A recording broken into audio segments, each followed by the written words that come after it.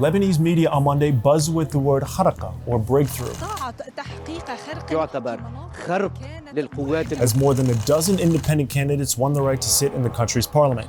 Meanwhile, mainstay political parties like Hezbollah and its allies lost majority positions.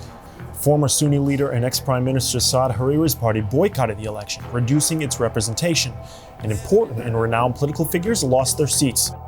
These are among the biggest headlines to emerge from Lebanon's parliamentary election on Sunday, but doesn't mean that changes are on the horizon. This year's election comes at a crucial moment as the state faces a crippling economic crisis that plunged over 70% of the country below the poverty line. A lot has happened since the last election.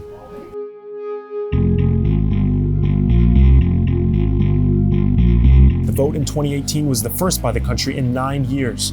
It was also the first to welcome Lebanese expats. The start of the country's elections began 1 week earlier, when expats cast their ballots for more than 500 candidates, vying for 128 parliamentary seats. As a surge of independent candidates rallied to form a coalition, there was hope it would usher in change for a parliament that was deeply entrenched by the political establishment.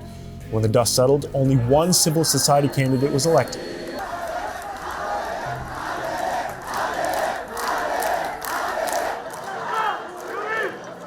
Frustration grew in October of 2019 when major demonstrations broke out across the country, rallying against corruption and government mismanagement.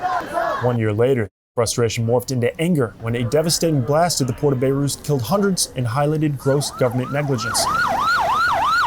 Today, more than 70% of the country's 6 million inhabitants live in poverty. The World Bank described the economic crisis as one of the world's worst since the 1850s. Lebanese were ready for change. Nearly 4 million registered to vote, including over 200,000 overseas. The expat vote showed a turnout of nearly 60%, 3 times as many compared to 2018. But expectations for a high voter turnout at home were tempered, when just 49% of registered voters participated. When polling figures were published on Monday, the Hezbollah-led coalition won just 61 seats, a drop of 10 members since the last election. Hezbollah's main opposition, the Christian Lebanese forces, were the night's winners and now hold the largest bloc in parliament, but still not a majority. Lebanese must now wait as elected officials broker political alliances, but the introduction of many new faces could mean a more divided parliament.